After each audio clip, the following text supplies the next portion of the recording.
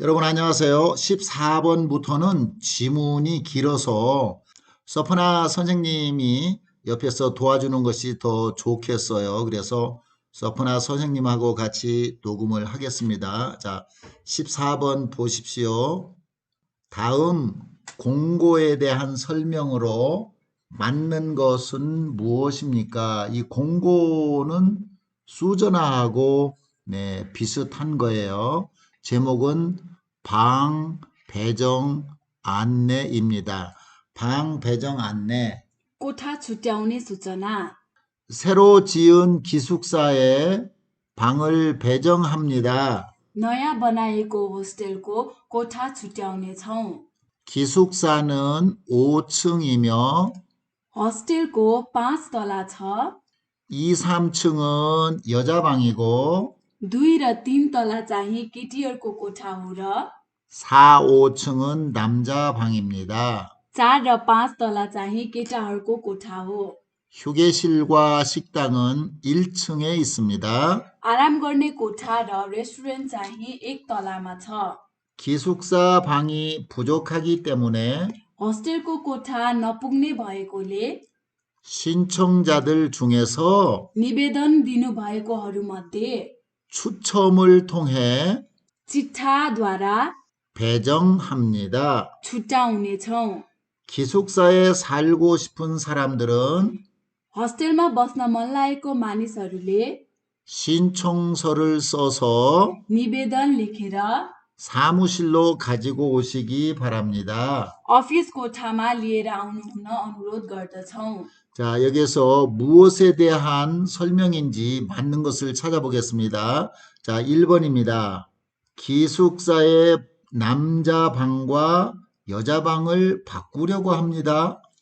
होस्टेलको केटाको कोठा र केटीको कोठा साट्ने भनेको छ। 네, 이런 내용은 전혀 없죠. 기숙사의 방을 배정하려고 하는 거예요. 그래서 1번은 아닙니다. 추첨해서 뽑혀야 방을 배정받을 수 있습니다. चिट्ठाबाट छानियो भने कोठा छुट्याउन सकिन्छ। 네, 어떤 식으로 방을 배정받을 수 있느냐 하면 여기 보십시오. 추첨을 통해 배정합니다라고 했기 때문에 이 설명이 맞는 설명이에요. 네, 다른 3번과 4번도 같이 보겠습니다. 기숙사 제일 위층에 휴게실과 식당이 있습니다. होस्टेलको सबैभन्दा माथिल्लो तलामा आराम गर्ने कोठा र रेस्टुरेन्ट छ। 네, 이것은 휴게실과 식당은 여기 있네요. 1층에 있다고 했어요. 1층이에요. 휴게실과 식당. 그래서 이 설명은 틀렸습니다. 기숙사에 살고 싶으면 전화로 신청해야 됩니다. होस्टेलमा बस्नु मन छ भने फोन गरेर निवेदन दिनुपर्छ। 네, 여기에 설명했어요. 기숙사에 살고 싶은 사람은 첫째, 신청서를 쓰고 그리고 사무실로 가지고 가야 합니다. 전화는 신청할 수 없어요. 그래서 이 설명도 틀렸습니다. 그러면 정답은 2번. 추첨해서 뽑혀야 방을 배정받을 수 있습니다가 정답이 되겠습니다. 이번에는 15번 문제 보겠습니다. 이 글은 무엇에 대한 글입니까? 잘 생각하면서 읽어보시기 바랍니다. 회사에서는 कम्पनीमा 자신보다 직급이 높은 사람에게는 आफूभन्दा पद उच्च भएका मानिसहरूलाई 사장님, 반장님 등의 직위를 이용해 부르는 것이 좋습니다. साजाङनिम, भान्जाङनिम आदि पदहरू प्रयोग गरी बोलाउँदा राम्रो हुन्छ।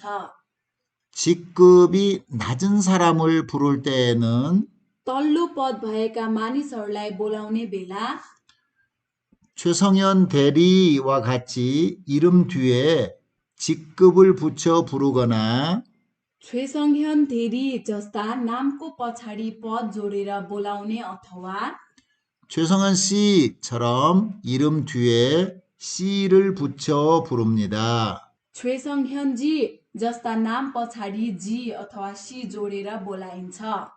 여러분이 한국에서 일하게 될 때 회사에는 여러 직급들이 있습니다. 여러 직급이 있는데 그 직급을 조금 알아두는 것이 좋을 거예요. 직급은 사원부터 시작을 합니다. 여러분이 가면 다 사원이에요. 사원에서 진급을 하게 되면 대리가 있고요. 그 다음에 과장이 있고요. 그 다음에 차장이 있고요. 그 다음에 부장이 있어요. 네, 그 위에 이제 사장님이 있겠죠. 물론 대리 그 밑에 여기 주임이라고 하는 직급이 있는 회사도 있습니다. 그래서 이분들을 부를 때에는 여기 과장이라면 과장 님 이렇게 부르면 돼요. 차장님, 부장님 이렇게 부르면 돼요. 이것이 직급이라고 하는 거예요. 그런데 이러한 부르는 것을 뭐라고 하느냐 하면 호칭이라고 합니다. 호칭. 그래서 서퍼나 선생님 하는 것도 호칭이에요. 또는 여기서는 예를 들어서 최승현 씨 그랬는데 요 씨가 네팔 말로 최승현 지, 브루노 지, 꺼멀 지 이렇게 부를 때 지를 넣는 것이 한국에서는 씨라고 부릅니다. 씨. 그래서 이 모든 것을 뭐라고 하냐면 호칭이라고 해요. 그래서 지금 이 글은 무엇에 대한 글입니까? 회사에서의 호칭이에요. 인사 아닙니다. 직급 아닙니다. 회사에서의 갈등 아닙니다.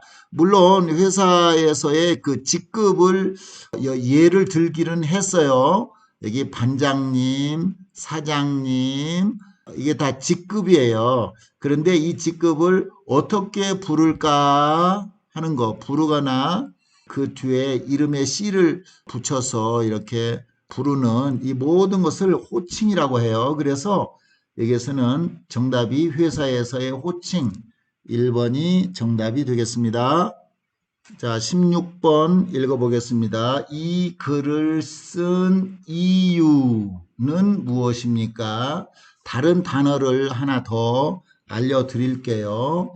이유하고 비슷한 말인데 목적은 purpose고요. 이유는 깔은 그럴 거예요. 하여튼 비슷한 말이니까 이 단어를 하나 더 알아두시면 좋습니다. 오늘 전체 회식 장소를 다시 안내합니다. आज सबैको कम्पनीको भोजको ठाउँको फेरि सूचना दिनेछु। 이번 회식은 यो पटकको कम्पनीको भोज चाहिँ 회사 앞 한식집에서 하겠습니다. कम्पनी अगाडिको कोरियन रेस्टुरेन्टमा गर्नेछौँ। 지난주에 공지했던 गत हप्ता सूचना गराइएको 고깃집으로 가시면 안 됩니다. मासुको घरतिर जानुभयो भने हुँदैन। 새로 들어온 직원들을 환영하기 위한 자리이므로 नयाँ आउनुभएका कामदारहरूलाई स्वागत गर्नको लागि ठाउँ भएकोले 모든 직원들의 참석을 부탁드립니다. सबै कामदारहरू सहभागी हुन अनुरोध गर्दछौँ। 자, 이 글을 쓴 그 이유가 무엇일지 한번 생각해 보겠습니다. 회식에 관해서 이야기하고 있어요. 그런데 회식 장소가 지난주에 공지했던 고깃집에서 이번 회식은 회사 앞 한식집으로 이렇게 변경되었다라고 하는 것을 지금 알려주기 위해서 이 글을 쓴 거예요. 그래서 지난주에 공지했던 고깃집으로 가시면 안 됩니다. 그랬어요. 자, 보겠습니다. 1번. 분위기가 좋은 회식 장소를 추천하려고 वातावरण राम्रो भएको कम्पनीको भोज गर्ने ठाउँको सिफारिस दिनको लागि 네, 이러한 내용도 아니지요. 회식 참석 인원을 참석하려고 कम्पनीको भोजमा सहभागी हुने व्यक्तिहरूको परीक्षण गर्नको लागि 네, 참석을 부탁은 드렸죠. 그러나 인원 확인하려는 것은 아니에요. 이것도 정답이 아닙니다. 회식에서의 예절을 가르쳐 주려고. कम्पनीको शिष्टाचार सिकाउनको लागि 네, 이 예절에 관한 것도 아닙니다. 회식 장소가 변경된 것을 알려주려고. कम्पनीको भोज गर्ने ठाउँ परिवर्तन भएको कुरा थाहा दिनको लागि 네, 그렇죠. 장소가 변경되었어요. 그래서 그것을 알려주려고 이 글을 쓰고 있는 겁니다. 장소는 어디로 변경되었을까요? 지난주에 고깃집이었어요. 고깃집. 그런데 한식집으로 변경이 되었죠. 이것을 알려주려고 이 글을 쓴 거예요. 자, 그렇다면 16번 답은 4번이 되겠습니다. 네, 17번 보겠습니다. 저는 지난주에 지갑을 잃어버렸습니다. मैले गत हप्ता पर्स हराएँ 지갑 안에는 पर्सभित्र 돈하고 외국인 등록증이 있었습니다. पैसा र विदेशी दर्ता पत्र थियो 외국인 등록증은 신분증이라서 विदेशी दर्ता पत्र चाहिँ परिचय पत्र भएकोले 빨리 다시 만들어야 됩니다. छिट्टै फेरि बनाउनु पर्छ 그래서 त्यसैले 사진관에서 फोटो खिच्ने ठाउँमा 외국인 등록증을 만들 때 필요한 증명사진을 찍었습니다. विदेशी दर्ता पत्र बनाउँदा चाहिने पासपोर्ट साइज फोटो खिचे 그 후에 त्यसपछि 출입국 관리 사무소에 가서 अध्यागमन कार्यालयमा गएर 등록증을 신청했습니다. दर्ताको निवेदन गरे 문제가 생겼군요. 지갑을 잃어버렸어요. 지갑 안에는 뭐가 있었죠? 돈이 있었고요. 외국인 등록증이 있었어요. 그런데 더 중요한 것은 뭐냐면 이 외국인 등록증이 신분증과 똑같은 거예요. 그래서 이걸 빨리 다시 만들어야 하거든요. 그래서 사진관에서 외국인 등록증을 만들 때 필요한 증명사진을 찍었습니다. 그리고 어떻게 했죠? 그 후에 출입국 관리 사무소에 가서 등록증을 신청한 거예요. 이 내용을 잘 기억하시면서 내용과 같은 것을 찾아보겠습니다. 자, 1번. 외국인 등록증을 만들기 전에 사진을 찍었습니다. विदेशी दर्ता पत्र बनाउनुभन्दा अघि फोटो खिचे 네, 여기 증명사진을 찍었죠. 증명사진 찍었어요. 그 후에 출입국 관리사무소에 가서 등록증을 신청했습니다. 만들기 위해서. 그러면 외국인 등록증 만들기 전에 사진을 찍었어요? 안 찍었어요? 찍었죠. 그래서 이 설명은 맞는 거예요. 자, 두 번째, 세 번째, 네 번째 읽어보겠습니다. 2번. 지난주에 잃어버린 지갑을 다시 찾았습니다. गत हप्ता हराएको पर्स फेरि भेटाएँ 네, 아직 찾지를 못했죠. 찾았다는 설명이 없어요. 틀렸습니다. 지갑 안에 사진이 있었습니다. पर्सभित्र फोटो थियो 지갑 안에 뭐가 있었죠? 돈이 있었죠. 그리고 외국인 등록증이 있었습니다. 사진 있었다는 말이 없어요. 출입국 관리 사무소에서 지갑을 잃어버렸습니다. अध्यागमन कार्यालयमा पर्स हराए 네, 출입국 관리 사무소에서 등록증을 신청을 했죠. 거기에서 잃어버렸다라고 하는 내용은 없어요. 그러면 첫 번째 설명한 외국인 등록증을 만들기 전에 사진을 찍었습니다라고 하는 설명만이 내용과 같은 거예요. 1번이 답이 되겠습니다. 18번 읽어보겠습니다. 예, 제목이 알림이에요. 이 알림이라고 하는 말을 다른 단어와 비슷한 것이 공지라고 하는 것이 있어요. 잘 알아두시기 바랍니다. 저희 외국 인력지원센터에서는 हाम्रो विदेशी कामदार केन्द्रमा 9월 1일부터 9 महिना 1 तारिकदेखि 11월 30일까지 11 महिना 30 तारिकसम्म 가을 학기 한국어 교실을 엽니다. अटम सेमिस्टरको कोरियन भाषाको कक्षा खोलिन्छ। 시간은 समय चाहिँ 매주 수요일 हरेक बुधबार 오후 6시부터 8시까지이며 दिउँसो 6 बजेदेखि 8 बजेसम्म हुन्छ र 교육은 센터 3층 자료실에서 진행됩니다. कक्षा चाहिँ सेन्टरको 3 तलामा रेफरेन्स रुममा हुन्छ।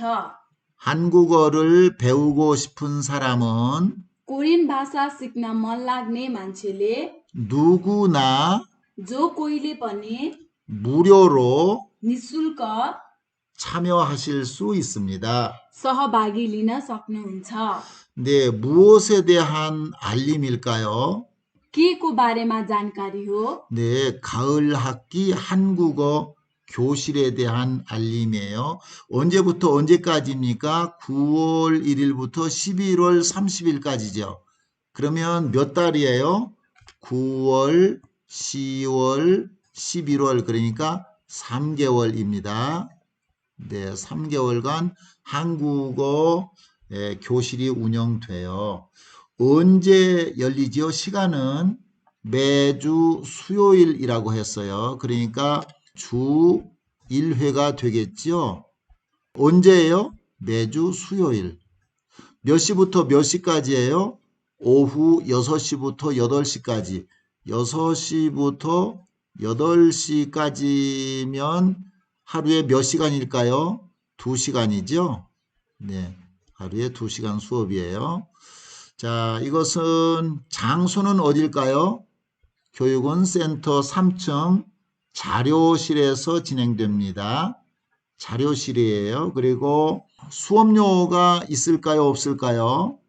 무료로 참여하실 수 있습니다. 그래서 수업료는 없습니다. 이것을 잘 기억하시고 내용과 같은 것을 찾아보겠습니다. 1번. 학생이 원하는 곳에서 한국어를 가르쳐 줍니다. विद्यार्थीहरूले चाहेको ठाउँमा कोरियन भाषा सिकाइन्छ। 원하는 곳이라고 했는데 사실은 원하는 곳이 아니고요. 네, 센터에서 외국 인력 지원 센터에서 이루어지고 있어요. 그래서 이것은 설명이 아닙니다. 한국어 수업은 1시간 동안 진행됩니다. कोरियन भाषाको कक्षा 1 घण्टासम्म हुन्छ। 네, 6시부터 8시까지니까 몇 시간일까요? 2시간이에요. 그래서 1시간은 아니지요.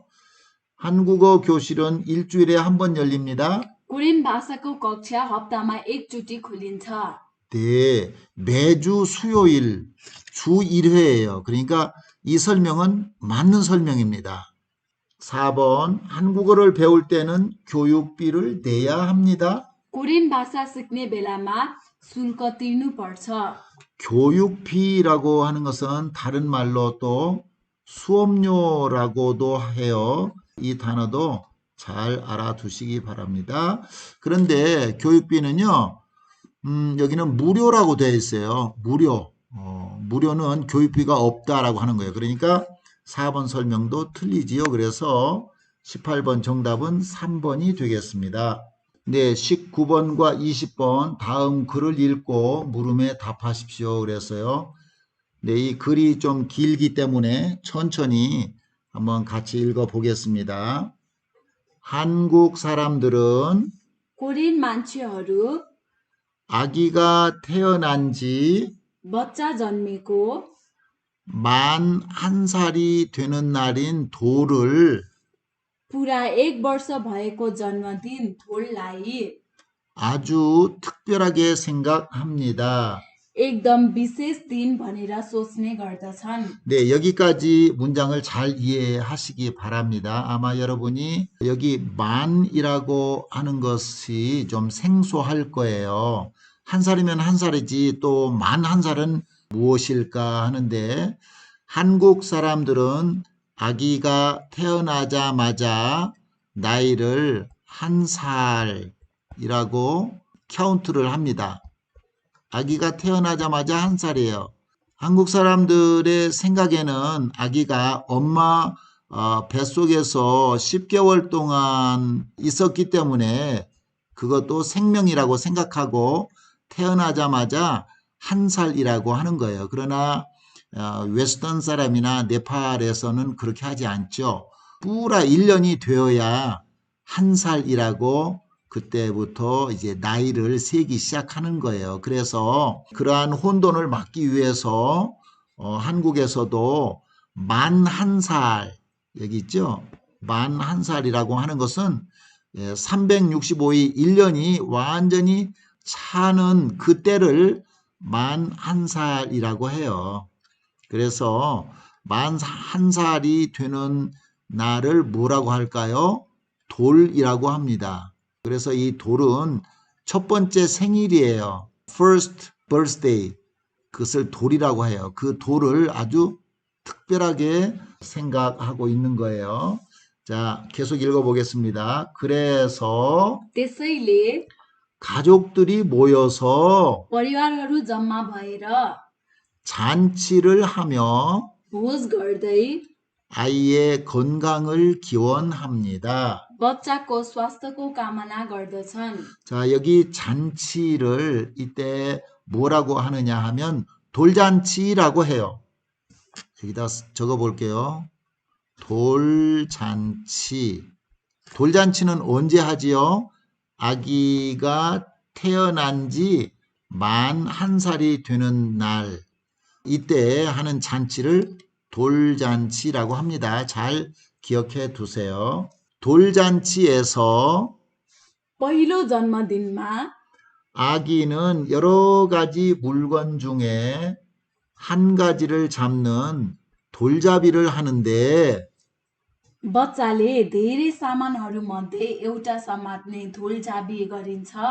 이때 यो बेला 돈은 부자가 되고 पैसा चाहिँ धनी हुनु हो, 연필은 공부를 잘하고 कलम चाहिँ राम्रोसँग अध्ययन गर्नु हो, 실은 건강하게 오래 산다는 의미를 가지고 있습니다. धागो चाहिँ स्वस्थ र लामो समयसम्म बाँच्छ भन्ने अर्थ हो। 자, 여기까지 설명을 조금 더 하겠습니다. 이 돌잔치에서 하는 한 가지 일이 있는데 이 아이의 앞에 여러 가지 물건을 이렇게 놓는 거예요. 이게 책도 이렇게 놓고요. 책도 놓고 또는 이렇게 펜도 이렇게 놓고요. 또 실을 이렇게 많은 실을 이렇게 놓고요. 뭐 여러 가지 물건을 놓아요. 요즘에는요, 여러분 골프공도 이렇게 놓습니다. 골프공 있죠. 여기에서 설명을 할 때 여기 돈도 놓는다고 했네요. 돈. 자, 이거 돈이에요. 1,000루피짜리입니다. 네.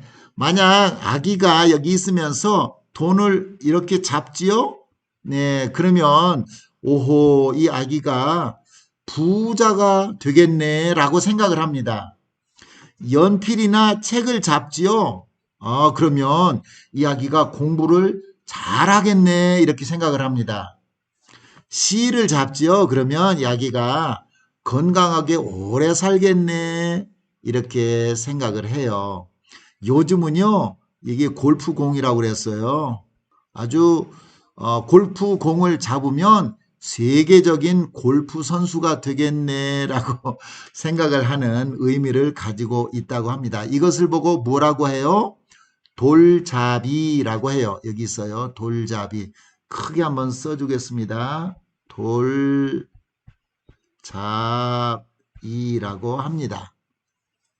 계속 읽어볼게요. 그리고 60번째 생일인 환갑에도 अनि 60 वर्षको जन्मदिनमा पनि 잔치를 여는 풍습이 있습니다. भोज गर्ने चलन छ। 자, 여기서 또 하나 설명할게요. 60번째 생일은 뭐라고 할까요? 환갑이라고 해요. 첫 번째 생일은 뭐라고 했어요? 돌이라고 했어요. 돌. 60번째 생일은 환갑이라고 합니다. 이때에도 잔치를 여는 풍습이 있어요.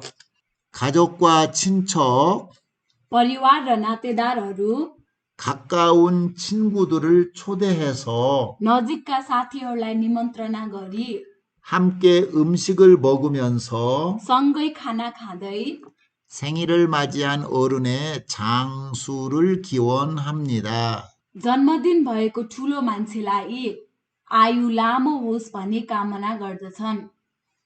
자, 그러면 이 전체 글을 여러분 잘 생각해 보시면서 이 무엇에 대한 글입니까? 첫 번째, 건강, 초대, 가족, 생일, 뭐예요? 여기 지금 오늘 이 글은요, 생일에 관한 글이에요. 첫 번째 생일, 돌, 60번째 생일, 환갑. 그래서 전부 이 생일에 대한 이야기였습니다. 생일이 정답입니다. 20번, 이 글의 내용과 같은 것은 무엇입니까? 1번입니다. 환갑 때는 60औं जन्मदिनमा 어른이 오래 사시기를 기원하며 ठुलो मान्छे लामो आयुसम्म बाँचोस् भनेर आशा गरी 시를 선물합니다. धागो उपहार दिइन्छ। 네, 여기 실은 선물하는 게 아니고 돌잡이 때에 놓는 거죠. 그래서 이 설명은 전혀 관계없는 설명이에요. 두 번째, 돌잔치는 पहिलो जन्मदिनको भोज चाहिँ 아기의 두 번째 생일에 하는 잔치입니다. बच्चाको दोस्रो जन्मदिन गर्ने भोज हो। 이것도 아니죠. 첫 번째 생일에 하는 잔치를 돌이라고 했어요. 이 설명 틀렸습니다. 한국 사람들은 돌과 환갑을 중요한 날이라고 생각합니다. कोरियन मान्छेहरूले पहिलो जन्मदिन र 60औं जन्मदिन महत्त्वपूर्ण दिन हो भनी विचार गर्दछन्। 다시 한번 확인해 볼까요?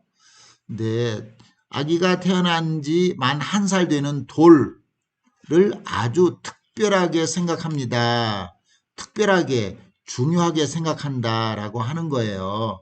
그래서 이 설명이 맞는 겁니다. 돌과 환갑을 중요한 날이라고 생각합니다. 이 맞고요. 네 번째, 돌잡이에서 연필은 돈을 많이 벌게 된다는 의미가 있습니다. ढोलजाबीमा कलम चाहिँ पैसा धेरै कमाउने भन्ने अर्थ हो। 네, 이것은 틀렸죠. 연필은 어떤 의미가 있다고 했어요? 공부를 아주 잘하게 될 것이다 라고 하는 의미가 있는 거예요. 그러면 정답은 3번이 되겠습니다. 자, 여러분 수고하셨습니다. 다음 시간에 또 만나겠습니다. हजुर, तपाईँले राम्रो गर्नुभयो। अर्को समय फेरि भेटौँला।